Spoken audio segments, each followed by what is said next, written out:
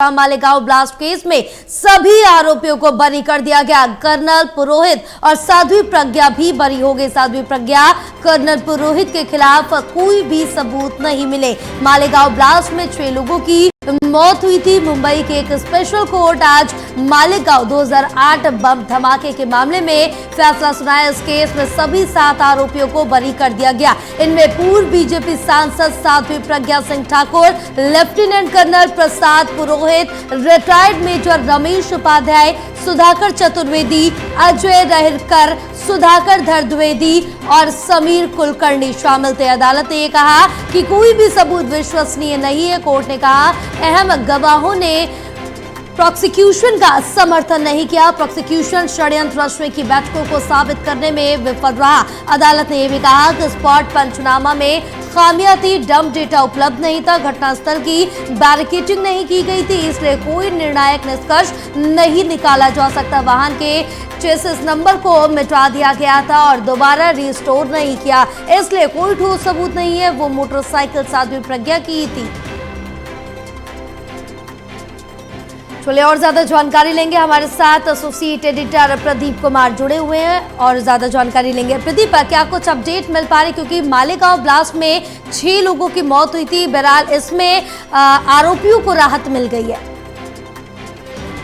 मुंबई की special court ने आज बड़ा फैसला सुनाया है। मालेगांव बम धमाका जो 2008 का चर्चित बम धमाका रहा है और इस केस में जो आरोपी थे उनको बरी करने का निर्णय अदालत ने लिया है और इसमें पूर्व बीजेपी सांसद साध्वी प्रज्ञा सिंह का नाम शामिल है। इसके अलावा lieutenant colonel Prasad Purohit, retired major Ramesh Upadhyay, Sudhakar Chaturvedi, Ajay Rahirkar और सुधाकर द्विवेदी और समीर कुलकर्णी इसमें आरोपी बनाए गए थे। तो सभी जो सुनवाई हुई और सभी पक्षों को सुनने के बाद यहाँ पर कोर्ट ने ये निर्णय लिया है सभी 7 आरोपियों को बरी करने का। अदालत ने ये भी कहा कि कोई भी सबूत विश्वसनीय नहीं है, क्योंकि ये मामला सामने आने के बाद कोर्ट ने ये भी टिप्पणी की है कि घटना समाज के खिलाफ एक गंभीर अपराध थी, लेकिन कानून में सजा देने के लिए सिर्फ नैतिक आधार नहीं बल्कि मजबूत सबूत जरूरी होते हैं। कोर्ट ने ये भी कहा कि आरोपियों के खिलाफ कोई विश्वसनीय और पुख्ता सबूत नहीं मिला, इसलिए सभी को बरी किया जाता है। तो पुलिस अगर चाहे तो वांटेड आरोपियों के खिलाफ अगर अलग चार्जशीट दाखिल कर सकती है। सभी जो बरी आरोपी हैं कोर्ट का ऑर्डर कॉपी उनको किया जाएगा। तो कोर्ट ने ये भी कहा है कि प्रोसिक्यूशन कोई ऐसा ठोस सबूत नहीं दे पाया जिसे कानूनी रूप से सही माना जा सके। जिन गवाहों को भरोसा किया गया उनकी गवाही भी कमजोर निकली। तो कुल मिलाकर काफी बड़ी टिप्पणी यहाँ पर कोर्ट ने की है। कोर्ट ने ये भी कहा है कि जो मकोका कानून को पहले ही सुप्रीम कोर्ट ने गलत ठहराया था, इसलिए केस से हटा दिया गया।